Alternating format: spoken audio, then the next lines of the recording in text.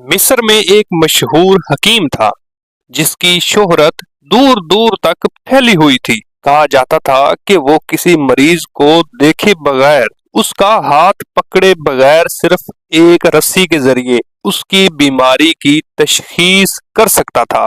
ये सुनने में बहुत अजीब लगता था, मगर हैरानकुन बात यह थी कि उसकी तशखीस अक्सर बिल्कुल दुरुस्त होती।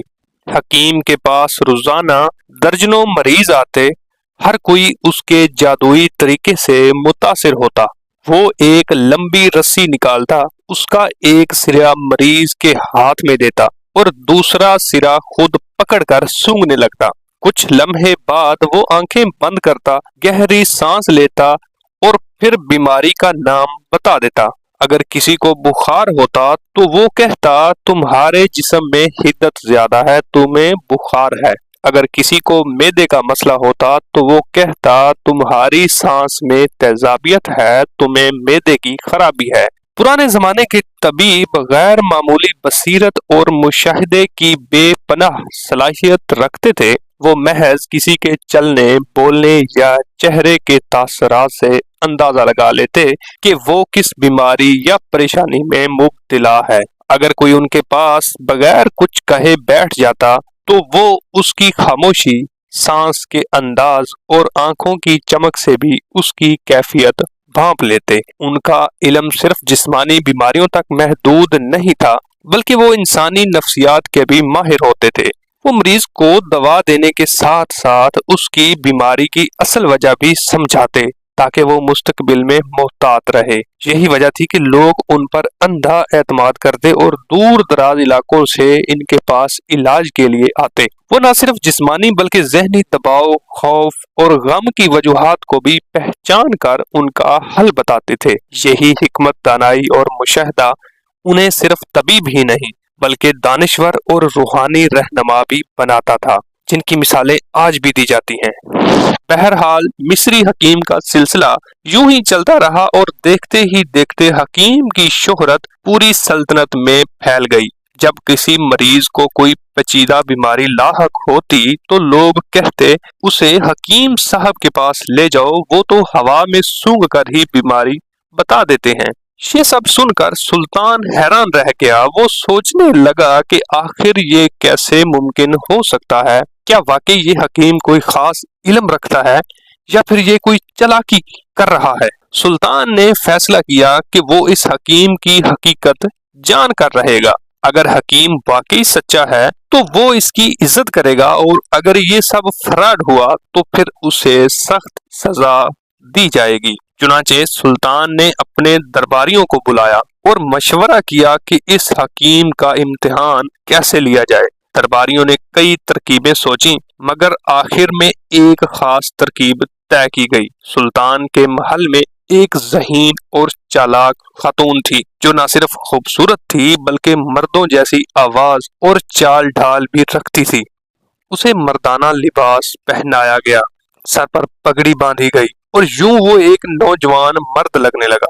सुल्तान ने हुक्म दिया कि वो इस भेष में हकीम के पास जाए और उसकी चालाकी को बेनकाब करे। जब वो खातून हकीम के पास पहुंची तो वहां काफी रश लगा हुआ था। वो खामोशी से कतार में खड़ी हो गई और जब उसकी बारी आई तो हकीम ने हस्बे मामूल एक रस्सी निकाली, उसका एक सिरा उसके हाथ में दिया और दूसरा खुद पकड़कर सूंघने लगा। हकीम ने गहरी सांस ली, फिर आंखें बंद करके गौर से सूंघा।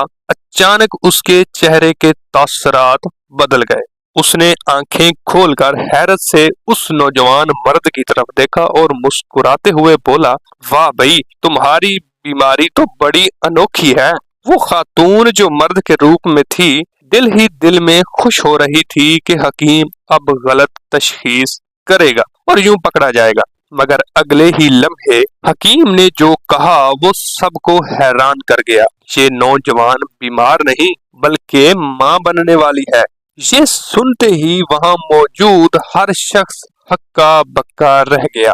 वो खातून जो मर्द का भेष बदलकर आई थी, वो भी हैरत में पड़ गई कि ये हकीम इतना ज़हीन कैसे हो सकता है। जब ये खबर सुल्तान तक पहुंची तो वो हैरान भी हुआ और हंसने भी लगा, मगर उसने सोचा कि शायद ये इत्तेफाक था, इसलिए उसने हकीम को एक और आजमाइश में डालने का फैसला किया। सुल्तान खुद इम्तिहान लेने गया। इस बार सुल्तान ने खुद हकीम के पास जाने का इरादा किया, मगर वो बगैर किसी भेस के अपनी असल शनाख्त में जाना चाहता था।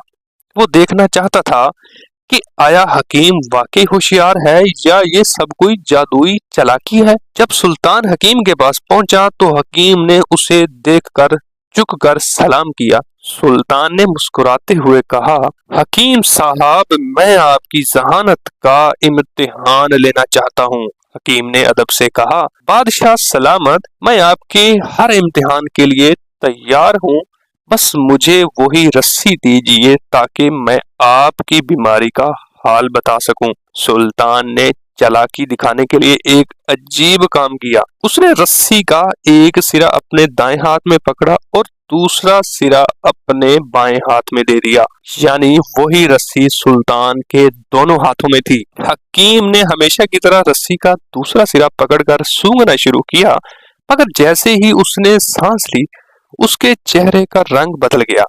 उसने रस्सी को दोबारा सूंघा, फिर एक लम्हे के लिए आंखें बंद की और मुस्कुराकर सुल्तान की तरफ देखा।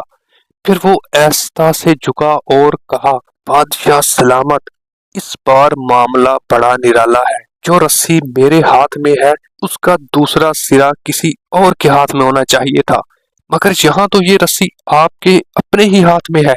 मतलब ये कि मैं इस बार किसी और को नहीं बल्कि खुद को सूंघ रहा हूँ। ये सुनते ही सुल्तान हैरान रह गया, फिर एक जोरदार कहका लगाया, हा हा हा हा हा।